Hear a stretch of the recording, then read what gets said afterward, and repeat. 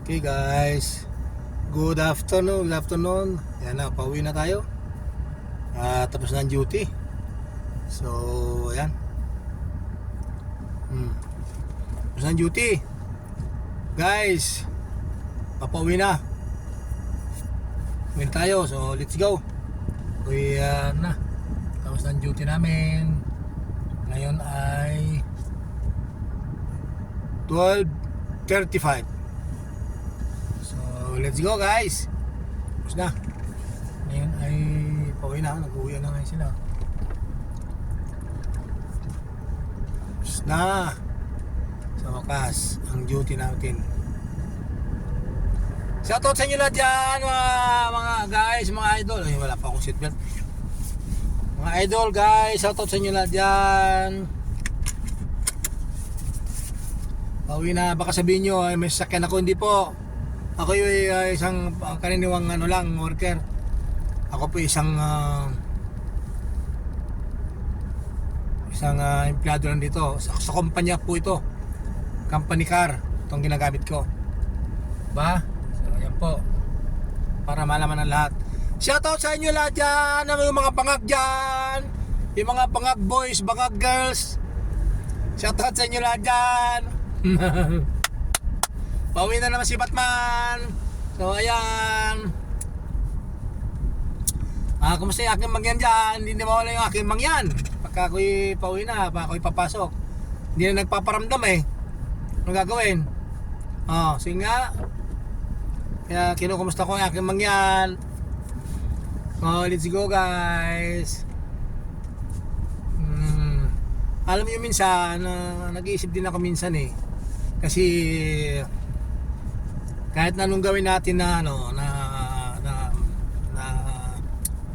effort, kasi wala tayong time wala tayong oras katulad ganyan may time sana ako na para sa aking mangyan nakamakausap siyempre nagbablog ako yun di ba? Yan po mas siguro mas kabay kabuluhan po ang vlog kaysa yung pag-uusap namin ng aking mahal ko yung aking mangyan. Kaya lang siyempre nandyan lang siya, hindi naman niya umalis. Pag gusto anytime na tatawagan ko, anytime na tatawagan niya, paras na kaming busy. Paras kaming busy guys. Busy rin sa kanyang malit na business. Busy rin ako sa work. Kaya nga pag nakauwi na ako, paras na kaming busy. Tutulungan ko na siya. Tutulungan ko sa kanyang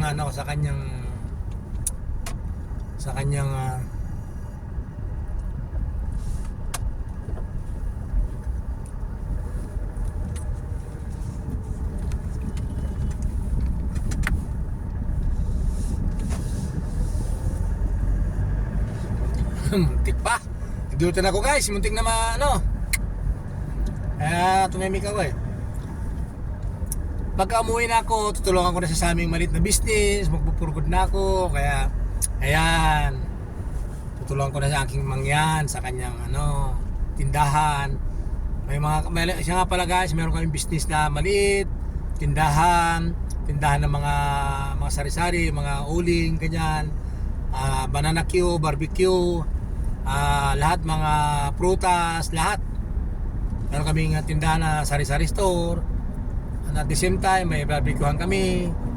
Ganyan, guys. So, maganda naman ang kita. Maganda rin ang kita niya. Kahit pa paano, medyo nakakaipon. Kaya yung naipon namin dito, yung blessings, guys, ay tinutulong din namin sa church. Kahit pa paano, nakakatulong kami sa church namin. At saka mga ibang beneficiary. May mga beneficiary kami guys. Kahit na sasabihin natin na hindi naman tayo mayaman, hindi naman tayo pero kahit pa paano malit na tulong namin ay na-appreciate nila guys. Hindi naman kailangan na yumaman ka para tumulong, hindi ba? Bakit yung mga mayaman ba may pera na bang pwedeng tumulong? Tutulong tayo yung mga nag-ihikaos, yung mga walang-wala, yung mga kumakain na lang ng mga kamote, yung mga kumakain na lang minsan isang beses na sila hindi kumakain. Di ba guys? Kasi alam niyo po sa Mindoro, mahirap ang buhay doon, probinsya. Marami doon po mangyan. Alam niyo mga native sa Mindoro, mangyan. Ayan po, kahit pa paano nakakatulong po kami. Alam ng asawa ko yan, asawa ko ng mangyan ko yan. Okay guys? Kaya yun po ang aming ano. Hindi na po kailangan mayayaman ka para tumulong lang. Hindi. Kahit yung maliit na blessing na natatanggap ng asawa ko, tinutulong po namin. Kontento na po kami sa kung ano meron sa amin. Kahit yung mga anak ko, sabi ko lagi sa kanila, makontento na tayo sa kung anong meron tayo. Pag may konting sobra, itutulong natin sa dapat tulungan. Di ba? Ganun po yun guys, mga idol. Hindi kailangan na pag yumaman lang ako, tutulong ako. Hindi tama yun. Hindi kailangan yumaman ka, hindi kailangan magkaroon ka pa ng maraming pera para tumulong ka. Pwedeng tumulong kahit wala. Di po ba? Maraming bagay po na pagtulong. Pero kailangan po, pag walang-wala ka na, hindi na po pwede yung tutulong ka na walang-wala ka na. Yan po ay sinasabi ko lagi-lagi na ang isang pagtulong na sobra ay isang pagpapasikat. Na ano ka na sa isang video ko dati. Di po ba? Kaya wag ko sobrang tulong. Kasi ang pagtulong nga isang uri ng papasikat na magpapasikat ka na kahit wala ka na. Tutulong ka pa rin. Isang uri na yun ng pagpapasikat po, guys. At ang pagpapasikat po ay isang uri ng kayabangan. Makinig yung mga bangag dyan. Mahal ko kayo mga bangag. Hindi ba?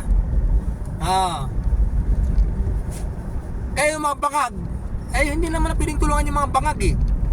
Hayaan nyo lang siya magbangag yung mga yan. Hayaan nyo natin siya.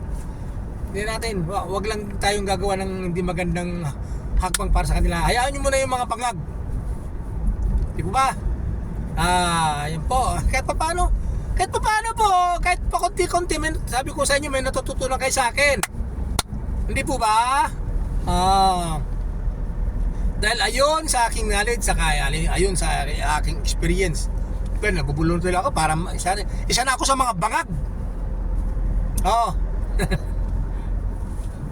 Di ba? Ayon sa aking experience, saka sa aking edad, saka sa aking knowledge. Di po ba? Yan po.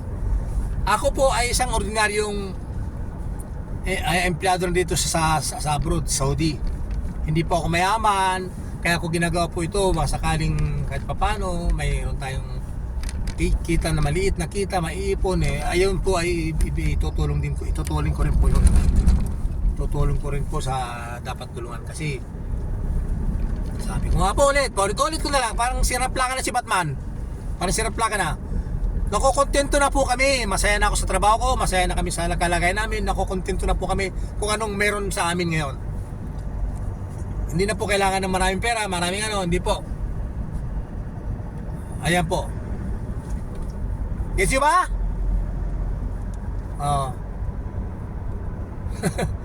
Sige na. Yung gustong mag-comment dyan, yung gustong mga busters dyan. Yung mga buster dyan, yung mga bangag dyan, mga bangag girls, saka bangag boys. Okay po, salamat po, maraming salamat. Salamat ulit. See you next video. Ayan, pauwi na po ako. Ayan po. Salamat po sa inyong lahat. Ayan, nandito na ako. Pauwi na, tumatakbo na. Ayan, ayan po. Ayan po, upload na. Ayan na. Nag-uwi na rin, sabay-sabay na. Dahil ngayon po ay Ngayon po ay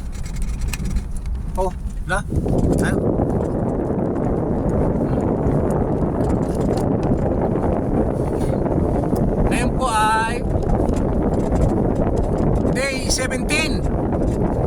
17 po ng Ramadan. Ay, umahaba na. Sige po guys, shoutout sa ating mga kapatiran Muslim dyan, ating mga sa Islam, mga ating kapatiran Mubarak. Ramadan Mubarak, Ramadan Kareem. Okay, goodbye, good luck, God bless po sa ating lahat.